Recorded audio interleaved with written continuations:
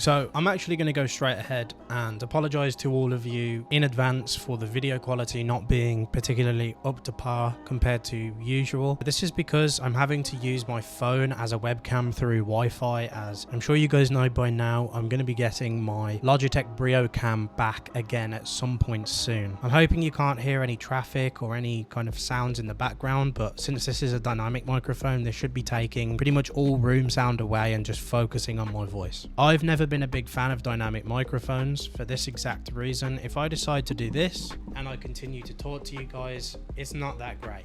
Most of these microphones either need to be directly in front of you like this, or if you have the option to bring them kind of over so they're, you know, above you and you can speak into them. I'm not going to set it up above me because I don't like having the mic above me personally, but some people like to do this and talk into the microphone this way. I'm not a big fan of that.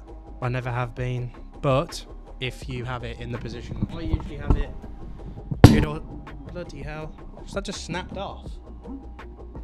Okay, well, I'm going to be getting another boom arm at some point because this is a pretty average spring metal based one. It's not that great, and I could do with the one that's a little bit more flexible and has, you know, some better features. But first off, there is XLR support on the bottom of the microphone, as you can see. There is USB-C and of course a 3.5mm jack. At the top or bottom, based on how you have this position, this is technically the bottom, hence why the FIFINE logo is upside down, but I prefer having it this way. Underneath you have a button which allows you to mute and unmute the microphone, but there is a gain knob at the top if you have it this way round, of course. The gain knob and of course the mic monitoring knob, as well as the lighting, which I will show you how this works now. Every tap of it either allows you to have a specific light or lighting to your desire. Now again, this is more an aesthetic thing for me, since I probably won't be using this lighting for actual videos until I actually get my webcam. But for the most part, it looks really nice, really cool. It's going to be overexposed on the camera.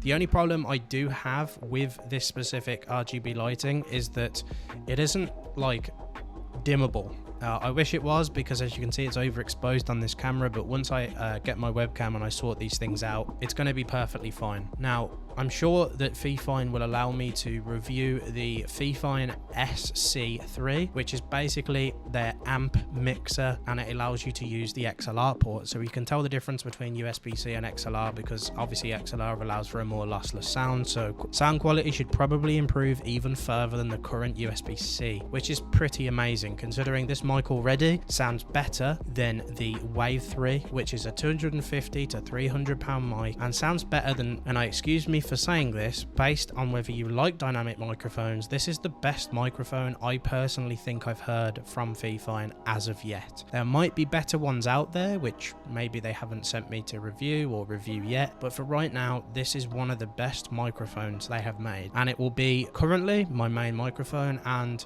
for the future also.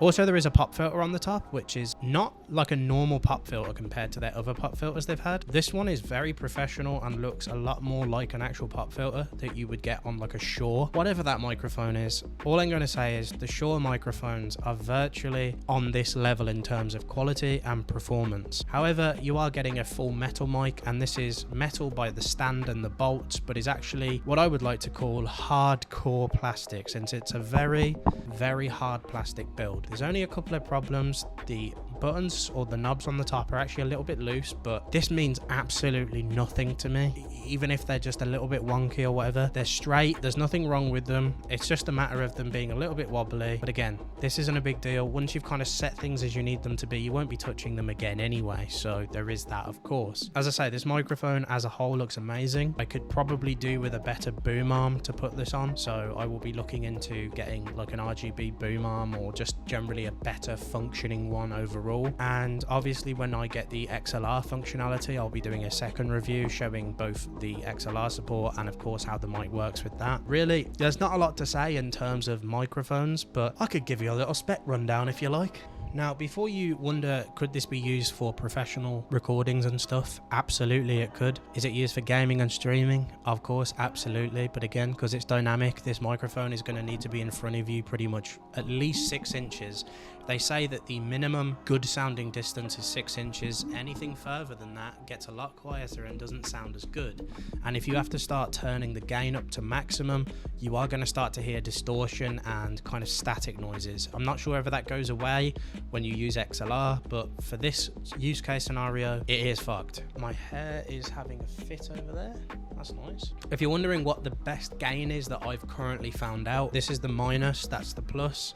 This is about a quarter way to the plus sign. So if you're looking at it from this perspective, it's about 2 o'clock essentially towards the plus, and that gives me the best gain balance overall. For the mic monitoring, I haven't actually used this yet, but I assume this is going to be just as good as the A8. So the AM8 is basically the bigger, better brother essentially. But yeah, let's go down through some specs. Let's tell you what this is all about. So you're looking at a response of 50 to 16,000 kilohertz. You're looking at around an 80 decibel overall kind of sound, so how loud it can get. Of course, it is using a cardioid pattern, which basically means there's going to be less sound coming from the sides and more sound coming from up here. You can of course use this with the PS5, PS4, unfortunately not the Xbox Series X, at least not that I'm aware of. Of course, if you're using it for USB-C, that's fine, but you're future-proofed for that XLR support if you need it. And of course, it is plug and play. Pretty much as simple as that. Just to make you aware, if you are using the XLR support, that will not allow the RGBs to work. Unfortunately, you will have to plug it in with USB-C,